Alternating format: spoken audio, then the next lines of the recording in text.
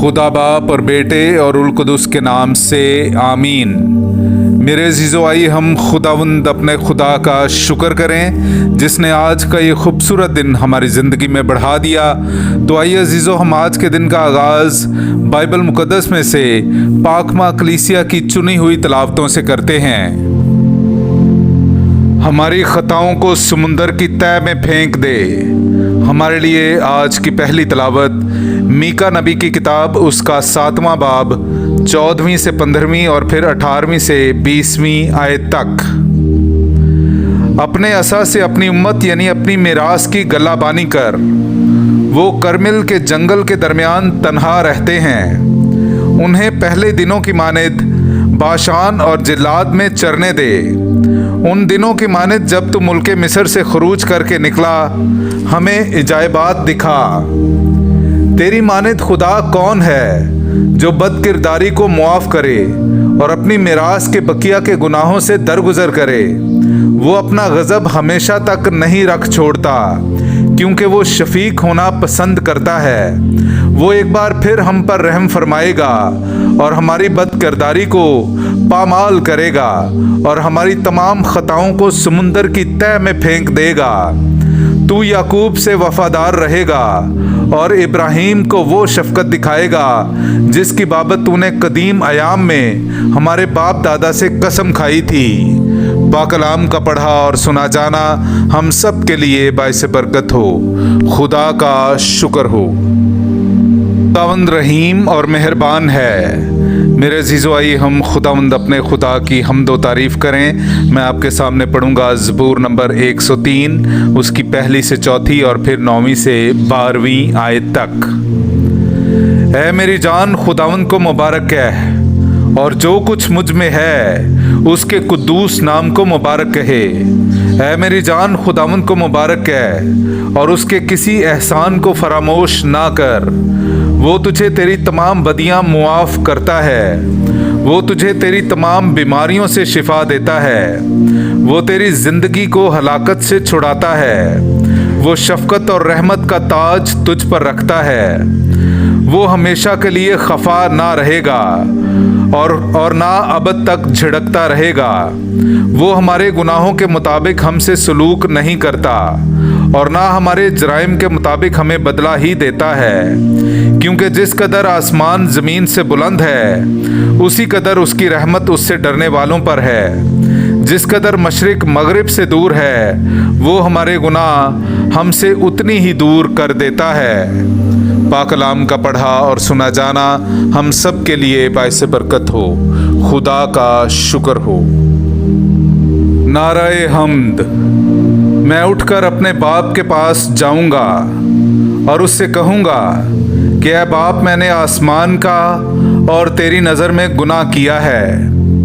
मेरे अजीज़ो, आइए हम आज का इंजीली इक़्तिबास सुनते हैं। इंजील मुक़द्दस बामुताबिक मुक़द्दस लूका उसका 15वां बाब पहली से 3री और फिर 11वीं से 32वीं आयत तक।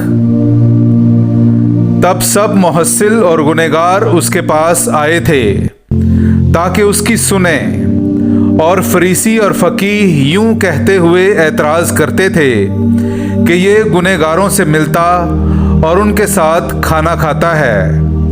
तब उसने उनसे ये तमसील कही कि एक शख्स के 2 बेटे थे। उनमें से छोटे ने बाप से कहा, ऐ बाप, माल का वो हिस्सा जो मुझे आता है मुझे दे। उसने माल उन्हें बांट दिया और बहुत दिन ना गुजरे कि छोटा बेटा सब कुछ जमा करके दूर दराज मुल्क को रवाना हुआ और वहाँ उसने अपना माल उबाशी में उड़ा दिया। और जब सब खर्च कर चुका तो उस मुल्क में सख्त काल पड़ा और वो मोहताज होने लगा। तब उस मुल्क के एक बाशिंदे के हाथ जा पड़ा। उसने उसे अपने खेतों में सूअर चराने भेजा और वो चाहता था कि उन छिलकों से जो सूअर खाते थे अपना पेट भरे, मगर कोई उसे ना देता था। तब उसने होश में आकर कहा कि मेरे बाप के कितने मजदूरों को बहुत रोटी मिलती है और मैं यहाँ भूखा मरता हूँ।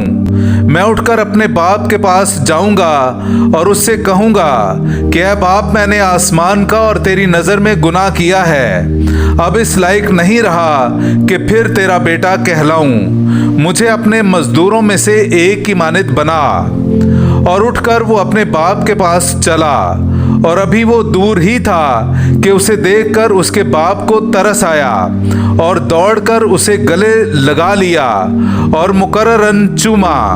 बेटे ने उससे कहा कि ऐ बाप, मैंने आसमान को और तेरी नज़र में गुनाह किया है, और अब इस लायक नहीं रहा कि फिर तेरा बेटा कहलाऊं। मगर बाप ने अपने गुलामों से कहा कि जल्दी से अच्छी पोशाक निकाल लाओ और उसे पहनाओ, और उसके हाथ में अंगूठी और पाँव में जूती पहनाओ, और पले हुए बछड़े को लाकर ज़बह करो कि हम खाएं और खुशी मनाएं। क्योंकि मेरा ये बेटा मुर्दा था, अब जिंदा हो गया है, खो गया था, अब मिला है। बस वो खुशी करने लगे।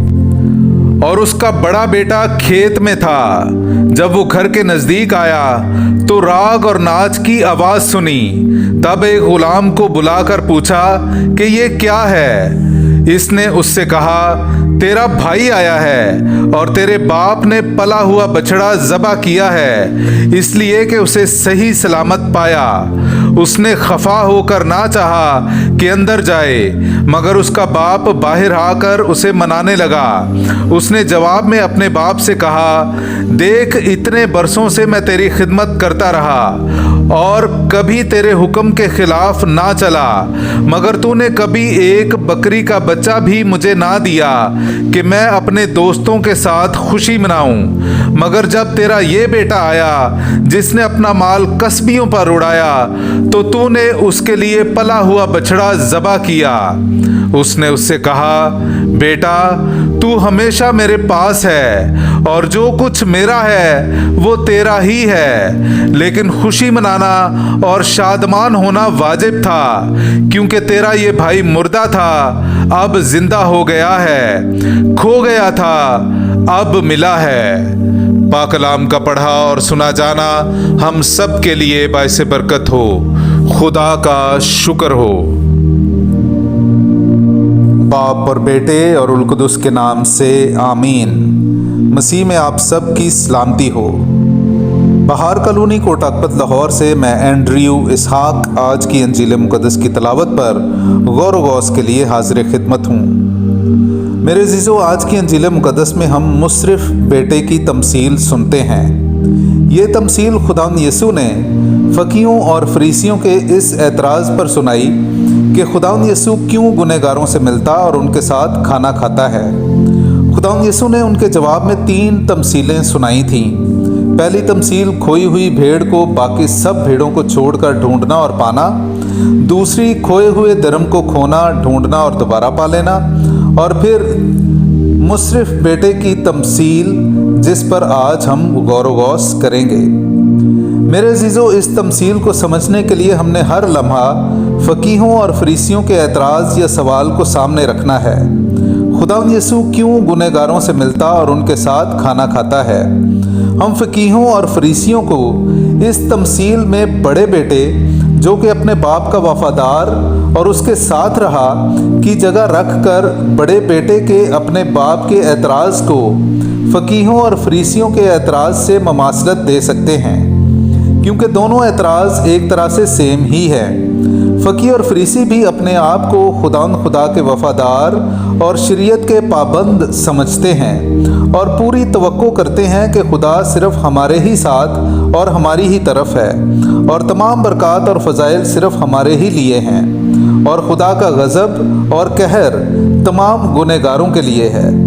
यूँ वो अपने आप को बड़ा और गुनहगारों को छोटा और नीच समझते हुए इस बात को कबूल नहीं कर पाते कि खुदावंद यीशु गुनहगारों से मिलता और उनके साथ खाना खाता है। बिल्कुल उसी तरह जिस तरह इस तमसील में बड़ा बेटा बाप की छोटे बेटे की वापसी पर खुशी और जश्न को कबूल ना कर पाया। मेरे अज़ीज़ों, मुसरिफ़ बेटे की ये तमसील ہمیں بے مثال پدرانہ محبت کی مثال دیتی ہے، اور اس مثال سے ہمیں خداوند خدا کی ہم سب سے لازوال اور بے انتہا محبت کو آشکارا کرتی ہے۔ یہودیوں کی روایات یا موسوی شریعت کے مطابق جب تک والد زندہ ہے بیٹوں کا جائیداد سے حصہ مانگنا نہایت ہی برا عمل سمجھا جاتا تھا۔ مصرف بیٹے نے سب سے پہلے یہ مطالبہ کر کے شریعت کے خلاف گناہ کیا، اور اس کے بعد وہ مزید گناہوں میں دھنستا چلا گیا۔ باپ کو چھوڑ کر دوسرے ملک چلے جانا، اوباشیوں میں پڑ جانا، غیر قوم کی غلامی میں پڑنا، ایک حرام جانور یعنی سوروں کو چرانا، یہ سب شریعت کے خلاف عمل تھے۔ حد یہ کہ ان چھلکوں کو کھانا چاہنا جو سور کھاتے تھے ضلالت، گناہ اور پستی کی انتہا ہے۔ ناپاکی اس حد تک کہ ایسے شخص کا دوبارہ یہودی قوم میں واپس قبول ہونا ناممکن تھا۔ لیکن پدرانہ شفقت، قبولیت اور مغفرت دیکھیے کہ باپ اسی گنہگار، ناپاک، نافرما بردار، بے وفا اور غلاظت سے بھرے بیٹے کو واپسی اور اپنے گناہوں اور غلطیوں کے اقرار پر اسے انتہائی خوشی سے قبول کرتا ہے۔ دوڑ کر اسی حالت میں گلے لگاتا ہے، اسے 2 بار چومتا ہے اور غلاموں کو ہدایت دیتا ہے کہ اسے نہلاؤ، اچھی سے اچھی پوشاک، انگوٹھی اور جوتی پہناؤ، پلا ہوا بچڑا ذبح کرو اور جشن کا اہتمام کرو۔ میرے عزیزو، ہمارا خدا باپ بھی ہمیں بے مثال اور لازوال محبت کرتا ہے۔ لکھا ہے، اور خدا نے دنیا سے ایسی محبت رکھی کہ اس نے اپنا اکلوتا بیٹا بخش دیا تاکہ جو کوئی اس پر ایمان لائے ہلاک نہ ہو بلکہ ہمیشہ کی زندگی پائے۔ آج کی پہلی تلاوت میں میکا نبی کی زبانی ہم سنتے ہیں کہ خدا ہماری خطاؤں کو سمندر کی تہہ میں پھینک دیتا ہے۔ زبور 103 میں ہم پڑھتے ہیں کہ خداوند رحیم اور مہربان ہے۔ مصرف بیٹے کا باپ انسان ہوتے ہوئے اپنے گنہگار بیٹے کو قبول کرتا ہے، تو کتنا زیادہ ہمارا آسمانی باپ ہم سب گنہگاروں کو کیوں قبول نہ کرے گا؟ ہمارے گناہ کرمز کی مانند بھی ہوں تو وہ برف کی مانند سفید ہو جائیں گے، لیکن ضرورت خداوند خدا کی طرف واپس لوٹنے کی ہے، اپنی غلطیوں اور اپنے گناہوں سے سچی توبہ کی ہے۔ مصرف بیٹے نے واپس آ کر یہی کیا اور قبولیت پائی۔ اس تمثیل سے فقیہ اور فریسی انسانی پدرانہ شفقت سے خدا باپ کی الہی رحمت اور شفقت کو سمجھ گئے، بالکل اسی طرح جس طرح بیٹا جو بڑا بیٹا تھا اپنے اعتراض کے جواب میں اپنے والد کی بات کو سمجھ گیا کہ جو کچھ بھی اس کے باپ کا ہے وہ اسی کا ہے، اور ایک کھوئے ہوئے بھائی یا ایک مردہ بھائی کو زندہ پا لینا کتنی زیادہ خوشی اور برکت کا باعث ہے۔ بڑے بیٹے نے اس بات کو سننے کے بعد مزید کوئی بات نہیں کی، اور نہ ہی فقیہوں اور فریسیوں نے اس تمثیل کی وضاحت چاہی، بلکہ اپنے سوال کا مکمل اور جامع جواب پایا کہ آخر کیوں خداوند یسوع گنہگاروں سے ملتا اور ان کے ساتھ کھانا کھاتا ہے؟ اس لیے کہ وہ پدرانہ محبت سے لبریز ہے، اس لیے کہ وہ طبیب اعظم ہے، باپ کی طرح اپنے بیٹے کی واپسی اور طبیب کی طرح بیماروں کی شفا چاہتا ہے۔ تو آئیں عزیزو، آج ہم اپنے آپ کو پرکھیں۔ اگر ہم بڑے بیٹے کی طرح اپنے آپ کو نیک اور شریعت اور خدا کے حکموں کا پابند سمجھتے ہیں یا اس کی کوشش میں ہیں، تو یقین رکھیں کہ جو کچھ باپ کا ہے وہ ہمارا ہی ہے، اور ہم خدا کی بادشاہت کے فرزند ہیں۔ اور اگر ہم اپنے آپ کو مصرف بیٹے کی جگہ پاتے ہیں تو ہمیں بھی سچی توبہ اور سچا اعتراف کر کے اپنے آسمانی باپ کی طرف لوٹنے کی ضرورت ہے، جو ہماری واپسی کی راہ پر نظریں جمائے ہمارا انتظار کر رہا ہے، اور ہمیں اس راہ پر پا کر دوڑ کر گلے لگانے، چومنے، اچھی سے اچھی پوشاک، جوتی اور انگوٹھی پہنانے اور آسمانی ضیافت کا اہتمام کرنے کے لیے ہمہ وقت تیار ہے۔ خداوند خدا ہم سب کو اپنی برکات اور فضائل میں چھپائے رکھے، آمین۔